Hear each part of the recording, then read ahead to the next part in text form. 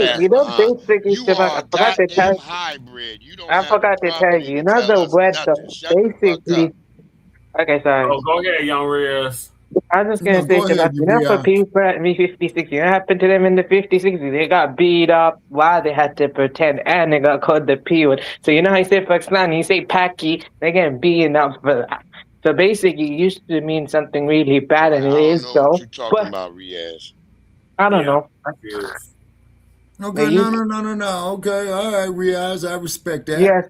So basically, after that, though, so pretty much recently, I get to say the word, though, because people asking me. Get where we at, because y'all come over here and y'all be the same way with us over here. So y'all shit don't get to be on the same level playing. Not on the same level, though. Even when your people get over here, they call us niggas too. So that's what I'm saying. I don't side with them. I don't side with them. We don't call y'all packies or no damn shit like that. We don't even know call that myself. They call them packies of sand niggas. Okay, but I call myself that. No, but actually, that's how I call myself that, actually, because I'm actually allowed to say that now, actually, But actually, if someone else uses, that's for you to say. That's for y'all. The same way but if you want to call me, I can give you permission. I give you permission, though, to actually say the word. I would never call you that. I don't have no reason to call you a derogatory term. Wait, that's actually, what does that tell you, though? Does that mean I have no self-respect if I actually let other people say that? Yeah, yes, that's exactly what that means. Yourself, brother. Don't let nobody call you nothing like that. I would never call you that. No, man, no, we won't insult you like that. See, Riaz, here's who we insult, okay? We insult tethers. Yep. Okay. We insult coons. We insult white supremacists. Right. Okay. Exactly. That's it. Okay. Now, the reason why these backward ass, hillbilly ass, inbred, hybrid fucks, okay? Now, I'm going to show you something about these hybrids. Brother Che, didn't I ever tell you about this dude named Trey Dowdy or Trey Brewer? Yes. Did you ever look at a picture of that warped head looking motherfucker? Yeah, but Breeze, I get you on what you're trying to say. I'm not on the same level type thing. The ones that go, the people wanna go to America. That's them, though. Basically, I've got nothing to do with them. My experience, though, is in UK. So basically, don't ever let nobody call you nothing derogatory, even out of I've never, even my father. Basically, okay, I appreciate that. You know what? Even my own father would never actually say the same. He would never use that word in the house, and he said that I don't want to hear you say that to me in the house. But I've heard him use it, for himself, or like when he's talking to other people. Okay, now you've been on permanent vacation because you think you slick. This motherfucker put nigger in the chat. They think they slick. Who is it? Who is it? What's this Buster's name, man? Let me go over here and check him out. Pussyfoot Production, get your ass out of here. Put him on a permanent. Hold on. We see it now. They trying to spell it out. Get him out of here. Okay, Pussyfoot Productions. You wish you were a nigger, you bitch. be having sex with that dog. Okay, now I don't see this Buster over here, man. So he'll be up here toward the top. Am I right? They gone. Get him up out of it. Get him out of here. Okay, so he got bopped upside the head. Yeah, Tammy Harder, you're gone too. Just get them all out of here. They don't have nothing else to do. Upside your head. Say oops upside your head. Yeah. Shake the spides, troll. Now, y'all have nothing else to go to. You always got to go to the N-word because y'all are worthless troglodytes. Yep. You sit up there playing with your mom titties in the damn trailer park.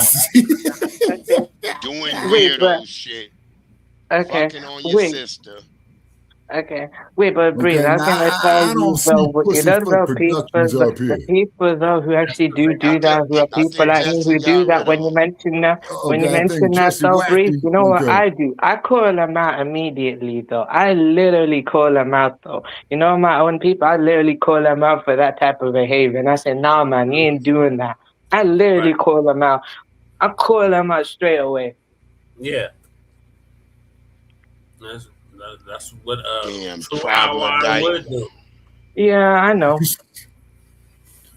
Boy, I ain't never a dull moment here. This motherfucker, boy. Okay. Yeah, but also remember, and I told you I've already my people's already done the delineation thing. So since 1956, so between me and them, the ones born there and the ones born here, I'm at though, they already delineated from each other. Because you know what they say to me? They say they're better than me, and they say, nah, you're not one of them.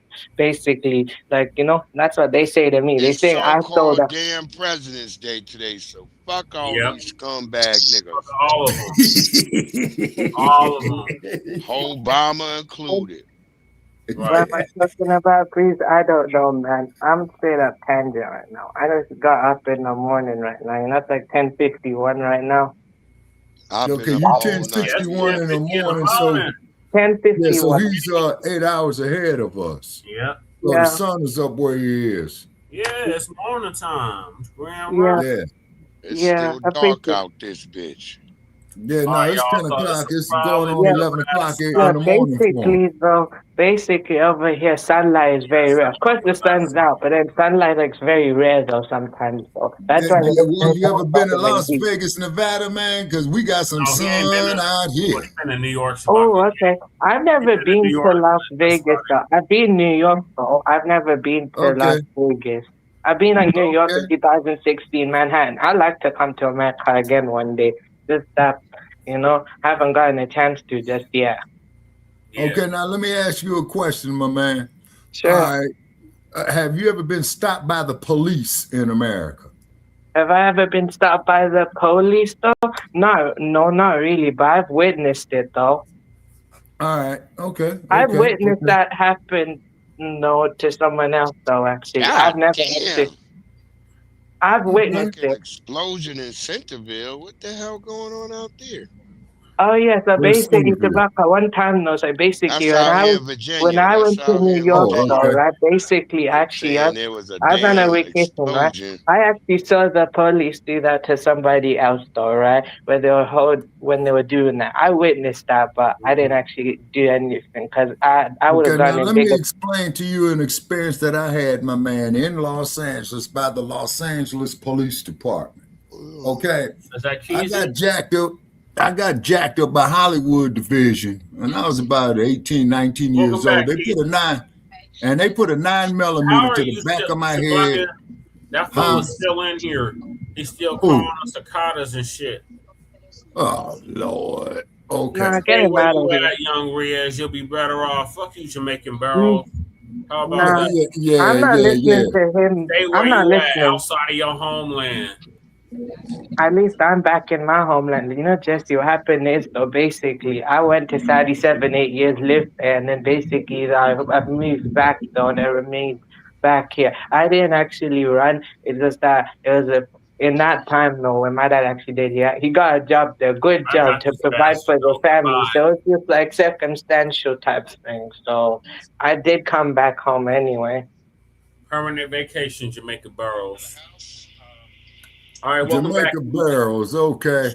Okay, sorry, you were just about to say something, Shabaka. You're gonna ask me something. Sorry, what was that though you were gonna say? Okay, now I was just telling you of an experience that I had in Los Angeles where the LAPD put a 9mm to the back of my head. They pulled me over with no probable cause. I was a black man in America, still and will be there till the day I die. But they just have a certain way of dealing with us. Okay, Jamaica Burrows. Okay, tell me if I'm doing this right, Check. Okay, I got the YouTube up. I see Jamaica Burrows, right? They gone. Okay. I already handled them, Shabaka. Oh, okay. All right, we got the wrench out. Yeah, oops, upside your head. Oops, upside your head. Another one bites the dust. Yeah, we're not doing cicadas. We're not doing niggers today. We're not doing none of that. Exactly. You know what I'm saying? It was a damn tether that blew this apartment up. Yeah. Okay. We lost Easy, but this is gonna be the last topic right here. Okay.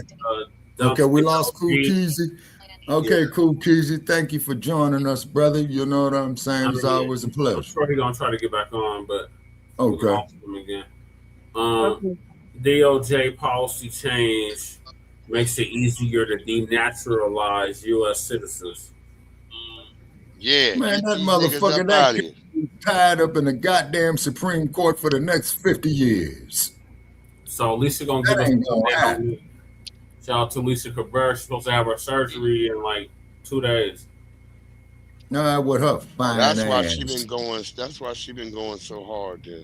Mm-hmm. Yeah, she's out of They gonna Mad get Dr. you outta D's here. neck of the woods. So, you know, they're talking the same way they were before. Oh, if you're a criminal, but we know, well. Sorry from the beginning. Shalom, family. Good to see you all here. Hope you're doing well. Shalom, Lisa. Well, look like the DOJ is pretty much saying even if you are a naturalized citizen, they're going to get you out of here. So, okay, now you know, they're talking the meaning... same way they were before. Oh, if you're a criminal, but we know most of the people they're rounding up are not criminals. They're going to schools, they're going to people's jobs, they're going in churches, you know, there's no crimes going on in those kind of places.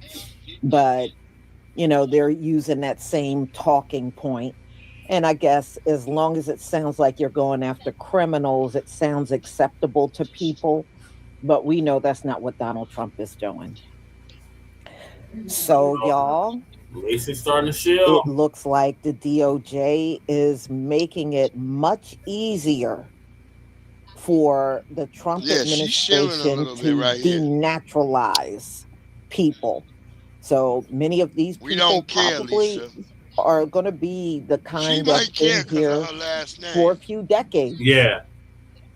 But they're going to have to go home now, you know, or you've been here for so long and you did not get your paperwork right. You may be out of here. So, and you know, and I got another one that I probably will do tomorrow. ICE is pulling out of Minnesota. So I might do a live on that tomorrow. But they are pulling all of the ICE agents out of Minnesota. Oh, are you serious? Tom Holman just made that announcement. But look like things are about to take a turn for the worse. Now, I know earlier in 2025, Donald Trump was talking about denaturalizing citizens and doing, I think, like 200 per month. Now, I don't know if that number is still valid or not, but it could be. It could be. All right, y'all. Let me go ahead and share my screen. Oh, it's echoing on here. Never mind. Wrong one. Let me stop sharing. Oh, my bad. I was over here looking at trying to see this goddamn house blowing up. Oh, okay. Okay, it's this one.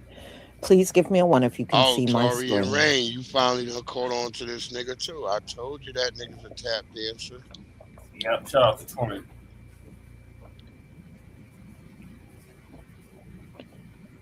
Thank you. Casey's back. Welcome back, Keezy. Hold on. This just confirmed their plans to deport naturalized U.S. citizens. Back in the building. The order states that any offense at any time can Y'all be did me used dirty, to justify man. denaturalization. The DOJ also confirmed that they will be pursuing civil cases, which is extremely significant considering the fact that individuals in civil court are not entitled to an attorney.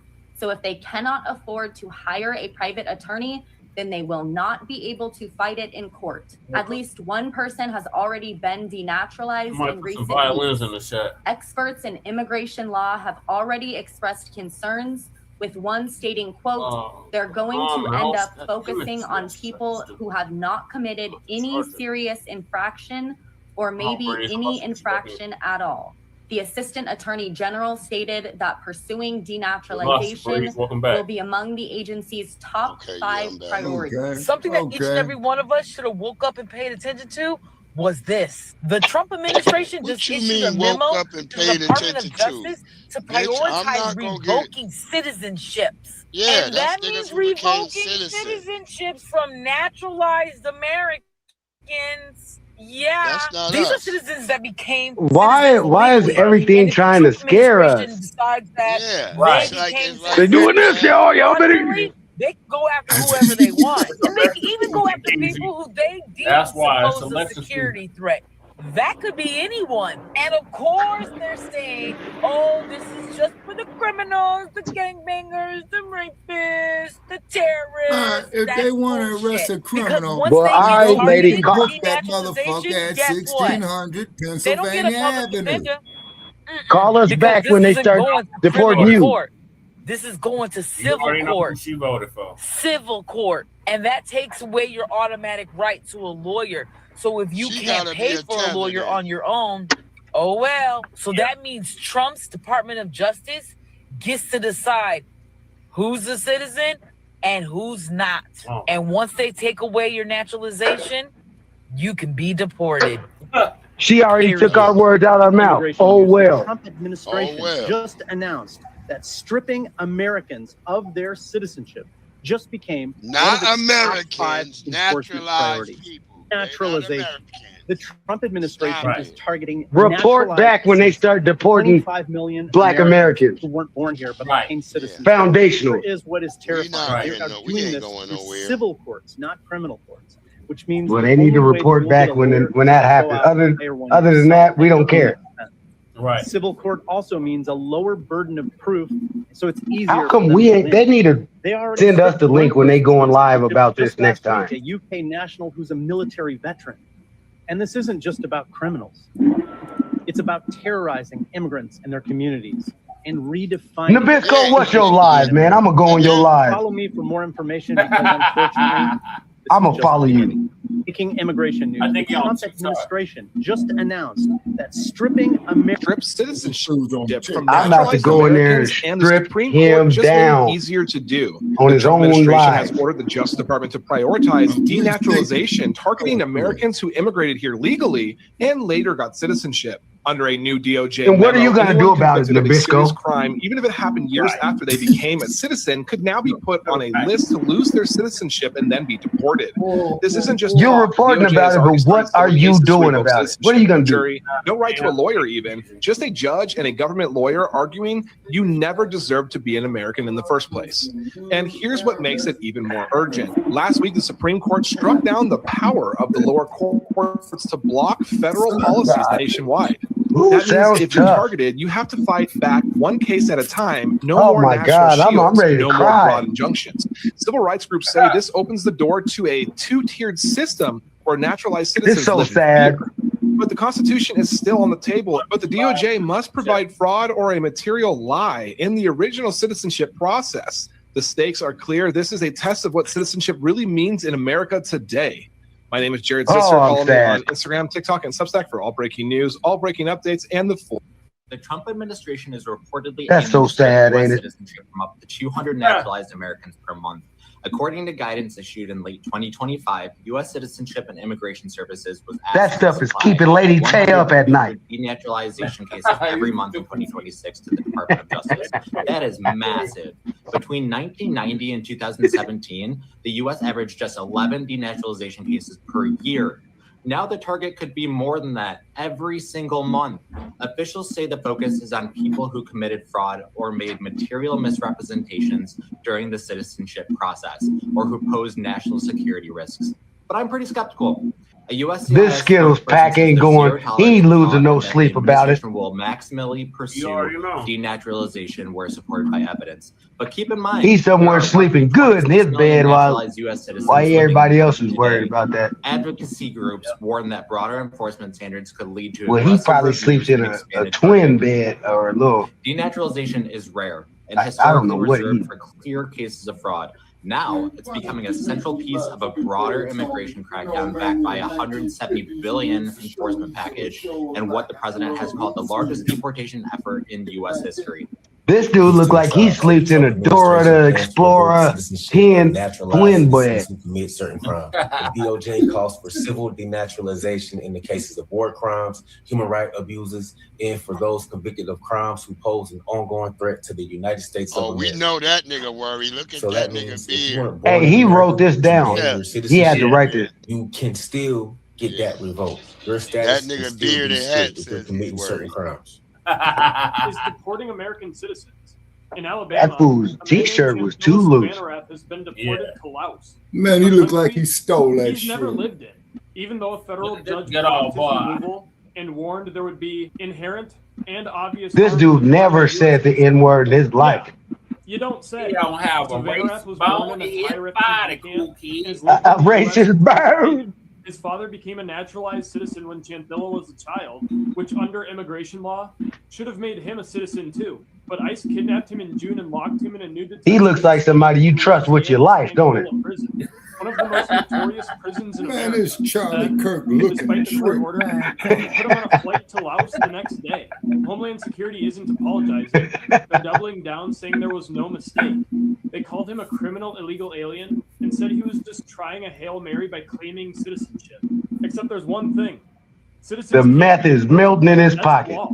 A federal judge said he had a substantial claim to citizenship The and should have first never been adventure. removed. But surprise, surprise, Update over the Trump 100,000 regime manufacturing doesn't jobs care. since Trump took They're office. deporting first. Are and you defending winning it later. yet? Now Are we Savannah's winning lawyers yet? are fighting to bring him back to the United States. The Trump administration just confirmed their Check the plans to scoreboard, deport punk. naturalized FBA US stay citizens. winning. So let's talk about what that means. Right. The order says that any offense at any time can be used to justify denaturalization. The DOJ also confirmed that they will be pursuing civil cases, which is extremely significant considering the fact that individuals in civil court are not entitled to an attorney. So if they can't young afford to street hire punk. a private attorney, then they won't be able to fight it in court. At least one person has already been denaturalized under this order. Experts in immigration law have expressed huge concerns with one no stating, heritage. quote, they're going to end up focusing on people who have not committed any serious infraction or maybe any infraction at all. The Assistant Attorney General stated that pursuing denaturalization will be among the agency's top 5 priorities. And not school shooters, huh? Yeah. You're not worried about the guy that, you're not worried about another Tyler 200 Robinson, huh? Look like What about there's gonna Tyler be 200? more people that are not going to be safe in America.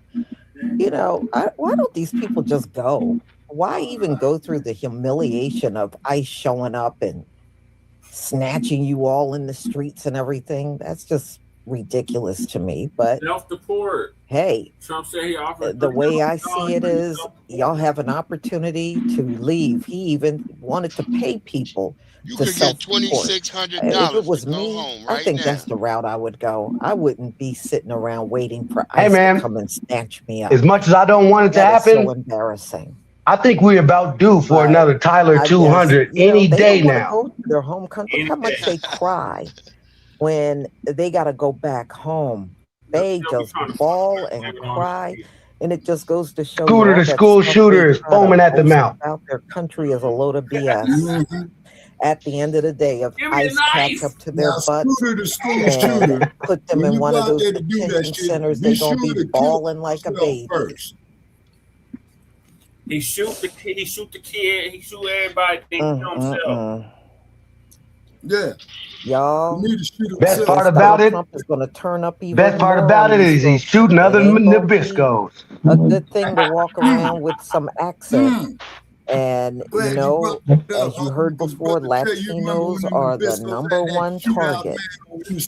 You know, and, you know, I find it strange because I was telling y'all in the beginning, Tom Homan made an announcement that they're pulling ICE out of They shoot each other Minnesota. out here all the time. They just don't make the You news. didn't even get all of the Somalians out. So that is a very strange thing, but I guess it is what it is. Maybe it's a temporary pullout and they're going back in there. So y'all, this is all I have. And let me tell you, you illegals, you better watch your back. You know, you can talk all that, we're next and all that. One thing we don't have to Lisa do said, is you better look watch over your our back. shoulders when we go out. Y'all do. Just remember that. So y'all, I will be back tomorrow with all new topics. Thank you for being here. Thank you for your support. And have a wonderful evening. Shalom, family. All right. I'm about to take my ass and go get me a damn blunt. I need a blunt. Man, I haven't been on flower. Y'all, I'm happy to report to y'all that I haven't smoked no weed in a good month. Oh, damn. I just hit the weed. Yeah, see, I ain't smoked no weed in a month. I hadn't smoked in 3 months, so I'm just now buying some weed now. I bought some But I have, yesterday. that doesn't mean I haven't been using THC. I've been on this pen. Yeah, I got a pen too. I've been on this pen, this concentrated. It kind of doesn't smell like weed. Nobody knows that I'm smoking that. I be all up here, everywhere, all up inside Walmart doing that stuff, man. I don't care. I'll be everywhere with it. You can't do that with your blunt. Yeah, not with the blunt. And so was a white boy. I told people there was a white boy standing in front of the grocery Y'all got to admit, after I stopped, I have a different perspective that it's pretty offensive to smell like that. That's not really cool out there in public. Got Graham smell like $32.99 saying the dump is a pedophile and he's currently kidnapping children. You don't want folks all in your business like, oh, that brother smoked weed. Yes. Don't do that. Bill Clinton, all the motherfuckers, a bunch of pedophiles. Fuck is you talking about? Yeah, that's great. Name a president that isn't implemented in some funny stuff like that. Right. Including Coon Bama. Right.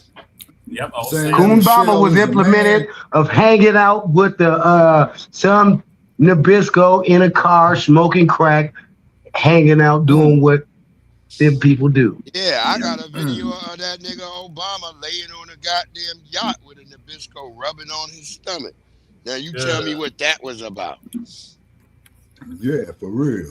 And don't tell me that there's no problem with being gay, because there ain't. But when you're married, you shouldn't be laid up with no white men. You married to a sister. Exactly. Right. Yeah. Well, y'all have a great work, family. It's been good chilling out with y'all. You know what it is. All right, cool. Had a good one with y'all. It was good. We have Are you gonna do a show? Yes, sir. Huh? Are you gonna go live today? Yeah, we do the Monday mixtape later on. Okay. Send me a link to it. I don't know how to get to it. Okay. Just go to his channel. Yeah, Breeze on All right, and then and today is a holiday, right? Yeah, President's Day. Rat Day. Yeah. Rat Day. Yeah. It's not no day that's holy to me, but I know I'm gonna get an extra payment on my check. That's all I know. There you go. Yep. There you go. You go get that holiday pay, Keith. Yes, sir. Yes, sir. Well, y'all have a good one. I'm gonna catch y'all on the flip side, y'all. Okay, peace. All right, Peasy, thank you for joining us, man. No doubt, Thank family. You for No joining doubt. No doubt. You know what it is. Yes, sir. All right, because keep in mind, peoples, there ain't never a dull moment here. Young Riaz or Cookies, y'all want to give y'all closing? Yeah. I would just say, everybody, let's just keep to the fight. Each day, let's keep talking. The real talk is, where is the solution? When everybody comes to us with the, hey, they're getting naturalized citizens, they're doing this, when they fear monger you, you tell them, okay, cool. Don't go against nothing. Don't go against nothing they bring it to you. Go along with it and then ask them about the solutions that they're doing. They're deporting black people now. Huh? Oh, okay. What you gonna do about it? Okay. What are you guys planning to do? What legislation, what policy do you have to counter all of this stuff that you're talking about? Other than that, you don't need to be talking to me about nothing. Right. That's right, Keith. Okay. All right, so now let me see who was that. That was Breeze that left us, right? Yep. All right, Breeze, thank you for coming in, man. You know what I'm saying? And then also too, there's never a dull moment here on this platform right here, Shabaka's Black Experience and Frontline Black News. Yep. Boy. Yeah. And then all you trollers out there, when you come up there and talk that bullshit, just make sure you spelling the name right. And then if you come in here with another profile, we're going to whack you upside your damn head again with this YouTube branch. Right. We don't mind having intelligent conversation, man, but when you all come... Go ahead. Yeah, go ahead.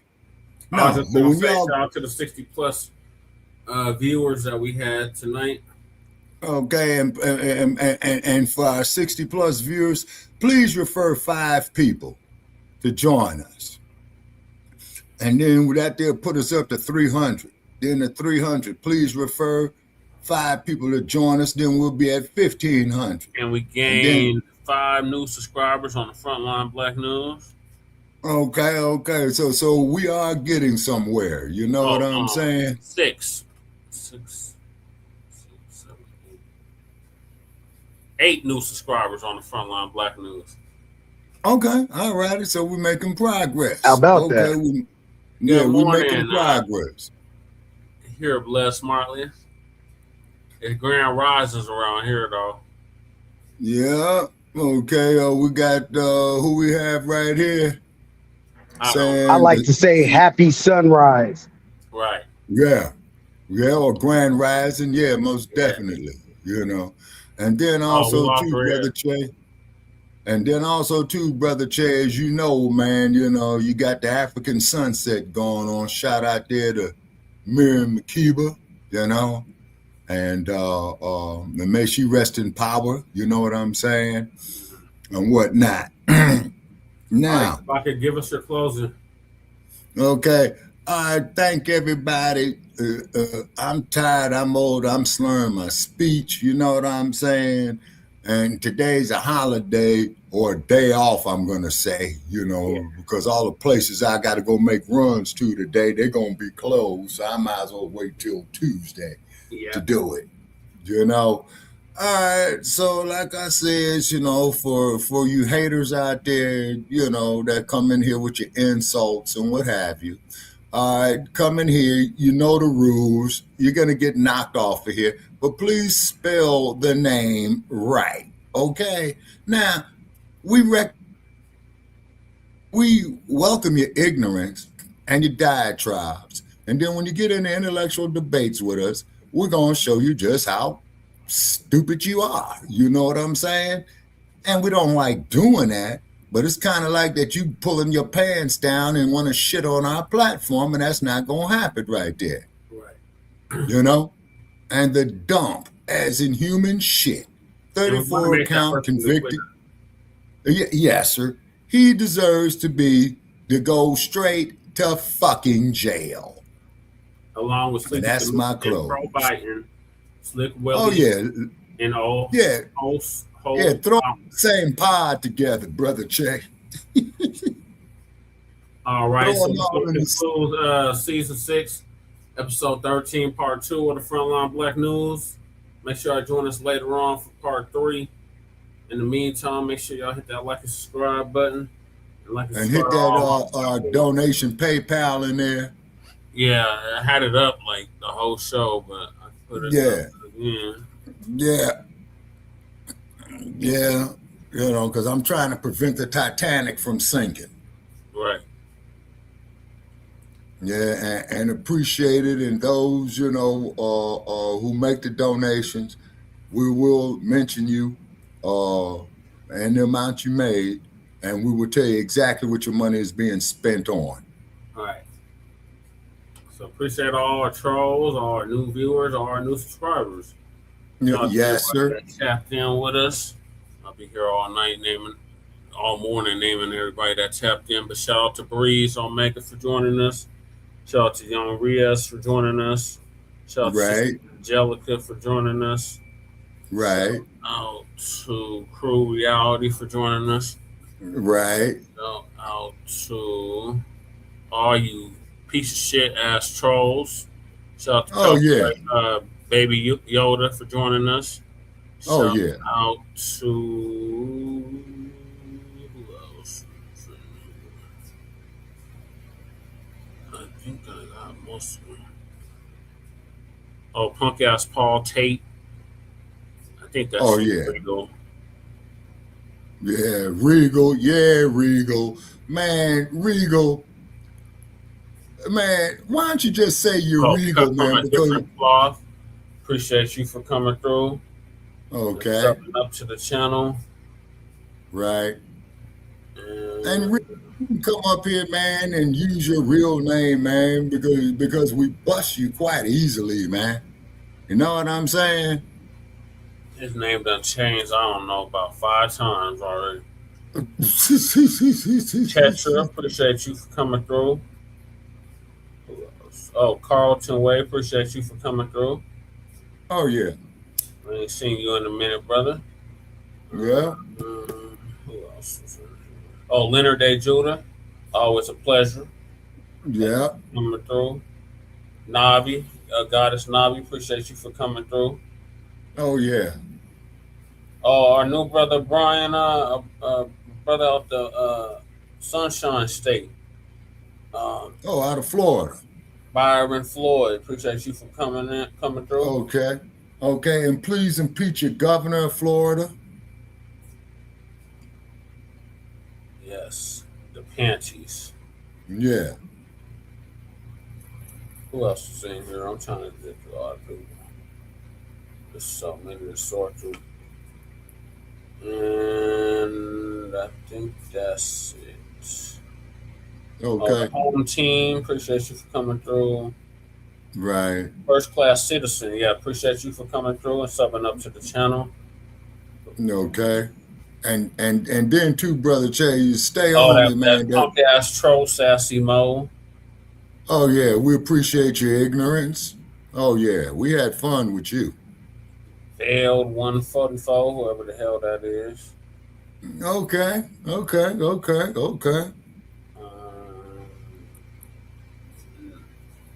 Who the hell was And then when you go on other platforms and you crumb bum on us, please spell our name correctly. Oh, cool person with you trolling still. Now, what's the trolling saying? What's the troll saying? That's one of the trolls that came through earlier. Oh yeah, okay. Shout out to No Love Chuck. Appreciate you for coming through.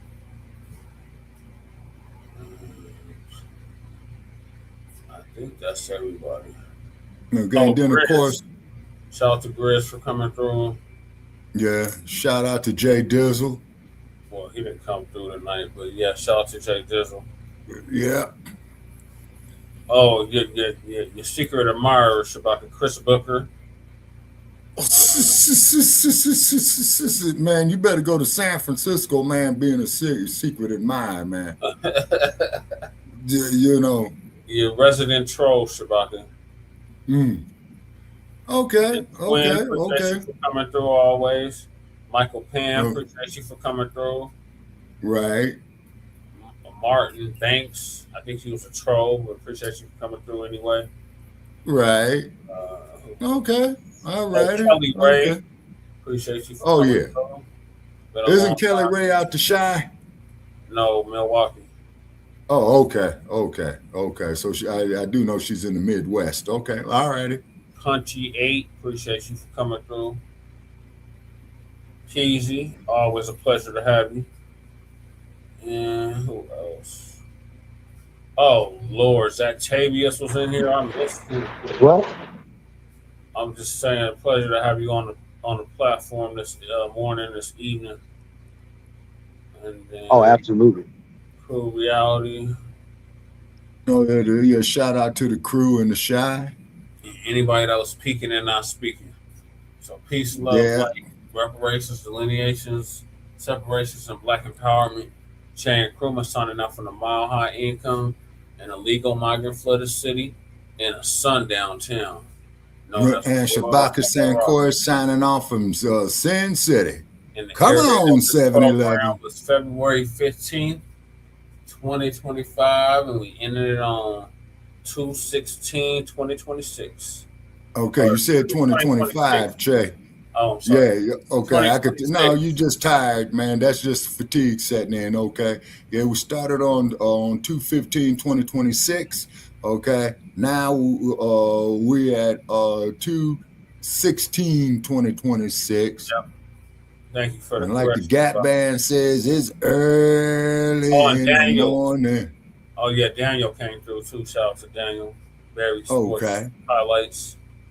Okay.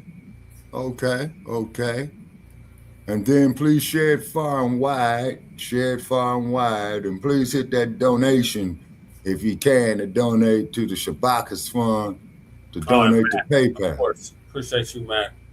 Always coming through. Oh yeah, definitely. Yeah, Mac 285, most definitely. Shout out there to Jay Militant. Great show, everyone. Appreciate everybody that tapped in. Make sure y'all join us later on for Frontline Black News Part 3. All right. And what time is Frontline Black News coming on, Brother Che? Same time, Shabaka. Same bat time, same bat channel, and also too, definitely we to Dr. Newton's relatives up there in Panther Town. We will be recognizing Huey's birthday. Yep. On Tuesday for Shabaka's Black Experience Enhanced. So make sure y'all check that out. Yes, sir. Chan Kruma signing out from the Mile High Income and Illegal Migrant Flooded City in a sundown town known as Aurora, Colorado. Peace. And Shabaka Sankor signing off from Sin City. Come on, 7-Eleven. Clack, clack.